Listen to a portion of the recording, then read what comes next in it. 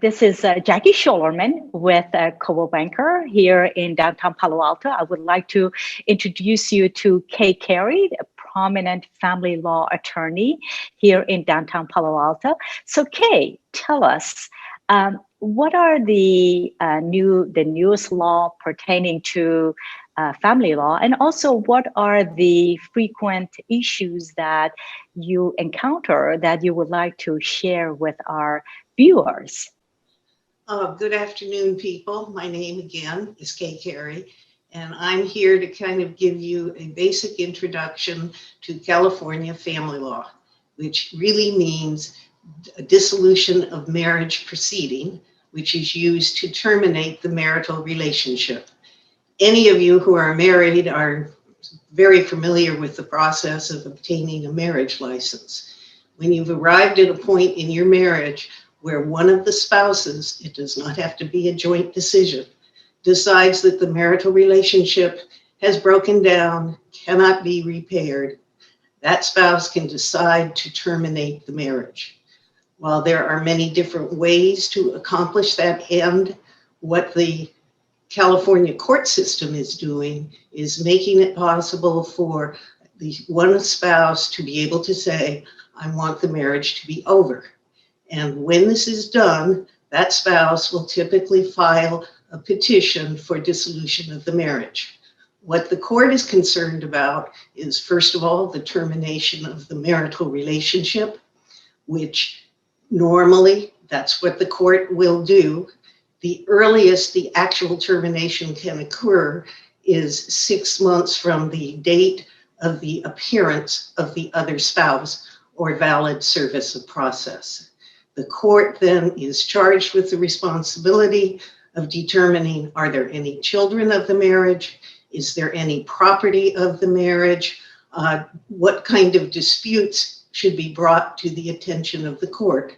And they tend to fall in the area of child and spousal support, of child custodial orders, of division of community property, a confirmation that certain property is separate. And we will also be looking at any possible reimbursement claims. And those are the types of disputes that a court is willing to entertain information about and make a decision. The parties are free on their own or through their acknowledged agents, such as their attorneys, to make an agreement which, if it is fair and equitable, will be approved by the court. And the actual agreement should cover these issues so that the court knows that, yes, we have disposed of all community property. Community property is a term that is used in 11 of the United States. And that's because they are known as community property states. Other states are separate property states. An example might be New York, where your earnings are separate. What you accumulate is separate unless you title assets jointly. That is not the situation in California. Our community property comes from the Spanish heritage, and that is used as the basis of getting married is a sacred obligation, and so that means our earnings are joint and not separate. And from that decision that all of your earnings are joint, that is how we've derived community property law. Because if you use your earnings to acquire an asset, it will be considered joint up to the date of division. That's what we mean by community property. People can vary it by agreeing in writing that that is not true and stating reasons. Typically, if they want the agreement enforced, it is better practice to use their own attorneys in devising that property agreement. But if they have not made a property agreement, the court will apply the law. The same thing happens with children, which can cause a variety of disputes in the family law area. That's why there is a need for custodial orders. What we assume in California is that both parents are equally capable of parenting children. And the courts try, whenever possible, to use a 50-50 division of time. Sometimes it's simply not possible. People live too far apart. Either spouse has the constitutional right to live wherever a spouse so chooses. The obligation of the court is to decide whether or not the children get to relocate with the moving spouse. What is a reasonable visitation plan? That is what we mean by custodial disputes. And the court is the final decision maker if the parties are not able to agree. The court may use experts to help the court fashion its opinion. And by the court, I am always referring to the decision of the judge. In California, in Northern California, we use a system where a particular judge is assigned a case and keeps the case as long as that judge is in the family law division of the Superior Court. The actual venue is where the parties reside. Let's say that the parties live in two separate counties. Then it will be the question of, well, who filed first and who served the other spouse. Instead, the parties say, well, we're going to jointly negotiate. Courts encourage this. You always get or almost always get a better result if the parties, through their agents, can make an agreement. And as I said, the agreement will be focused on what are my property rights, what is the other spouse's property rights, what are our rights and responsibilities to support the other spouse. That is what we mean by spousal support. Or what is my right or responsibility to support my children? And looking at the children, you are making a decision on where do the children live, in which county, do they share time, do they have a visitation plan? Maybe instead they have a parenting plan where each parent is mutually responsible for seeing that the child is raised. Again, there are many, many disputes in this area. They can lead to hard feelings.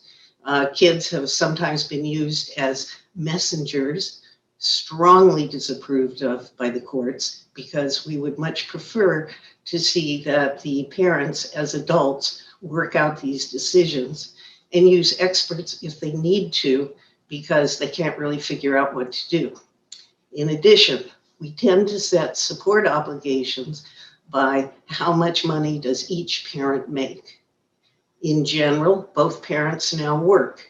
It used to be a lot of women had to stay home and in fact were not employed at full capacity. And so the usual pattern had been women raised children and men made money. That is not true now. Women hold many responsible jobs. We also know and have learned from essential workers that many Californians do not make a lot of money. And then you have the problem of, well, how are you going to divide a tiny pot into what are now two households? And these are very difficult and intractable problems. We also find problems when people have a great deal of money because it can be wasted in fighting. So that's why I'm urging you all to see if you can't work cooperatively with your spouse, because you will normally get a better outcome. Sometimes one parent or one spouse is taking an absolutely unreasonable position. That is why we have a court system. That means you do have a place where you can go and you can have your side of the story be heard and considered. And if you have good evidence, such as written memorabilia, objects that have been bought, things that have been done, recordings that you've made. Now we're in a social media age and people leave many footprints of what they've been doing. So you do have a way to get evidence, and you do have a break on one spouse exerting too much pressure and power. And if you have to resort to the court system to get that type of pressure stopped, that's one reason for the court system to exist. The other reason, though, is that the court system actively encourages people to negotiate and to try to remove as many of their conflicts as they can from the court system so that the court is really dealing with the very messy, intractable problems, and the parties are working out more garden variety disputes without needing the assistance of the judge. Many people have the common experience of needing to get into court because of the need for spousal support, or child support. Maybe the children are all living with just one parent and the other parent is only visiting. And so many people will go into court at the outset of a dissolution proceeding to have the support rules established by the judge. They tend to be more pro forma and standard at the beginning so that the parties know what they're going to be in for. Doesn't mean it can't vary by the time you're ready to make your overall settlement. It simply gives people some financial rules at the beginning. Also, if people have a problem agreed on what is a reasonable custodial arrangement, the court will again oblige, even though it takes several months, to do a mini investigation to say, well, as a temporary matter, people should be willing to live with these following guidelines. And people might alternate a week on, a week off on visitation. They might be on what we call a 2-2-5 plan or a 2-2-3 plan, meaning every 2 or 3 days or 2, 2, and 5 days, the children will be residing with one parent and then the other. In these times, at the beginning of a dissolution, sometimes people cannot afford to leave the family residence. And so they will set up these very strict rules of where parties can be in the same residence, with the understanding that one or the other of the spouses will be moving out at a date in the future, so that this is considered a temporary arrangement, not that each spouse has an absolute right to live in the same piece of real estate. And this can help people adjust to being in new circumstances because the two parties can no longer live together. I hope that this gives you a brief outline of how the court system can be helpful to people. We did experience COVID-19 in the family law system because all of our courts were shut down in March. And unless you had an absolutely immediate emergency, meaning something where one party or the other was at the risk, or the children were at risk of being physically harmed, more than just emotional injury, there was a real threat of physical violence or actual harm occurring, the courts made themselves available, even though they had very few clerks, very few assistants, and it was very difficult navigating. And in fact, it was only a few months ago that our local court system, meaning San Mateo County, Santa Clara County, Alameda County, San Francisco County, all of the Bay Area counties, each has their own superior court system, but the rules are remarkably similar, so that when the courts were able to say, we've always been open for filings, it was just hard to get the actual attention of the judge or the court-appointed experts. We've now made arrangements where, in addition to filing, we can now actually have appearances in court if necessary. We also can file motions, submit briefs, make arguments, and do the things that we used to be able to do. It's just they're a little more cumbersome, and it's always remotely done. The courts still do not encourage you to physically attend. They would rather have you attend electronically because it's safer for everybody. Mm-hmm. And so that's why, while cases were getting processed at a glacial pace months ago, the pace has now picked up. But nonetheless, if you need help from the court besides emergency clearance, you will be waiting months for your court date. It is not quick the way it used to be. We're all hoping that it'll revert back to what it was, but as with everything with COVID-19, it's kind of hard to tell. So I just want to let you know, if you're thinking about getting a divorce, yes, relief is available. You can I always recommend people use attorneys to at least find out what their rights are and what their responsibilities are, so they have some knowledge of how the law might be applied in their case, and then they can plan accordingly. Thank you. It's very nice to talk to you. Well, great. Kay, this was extremely valuable and very informative. So for the viewers who want to get hold of you, what is the best way to contact you? The best way is either you can call our law firm, and that number is 650-328-5510.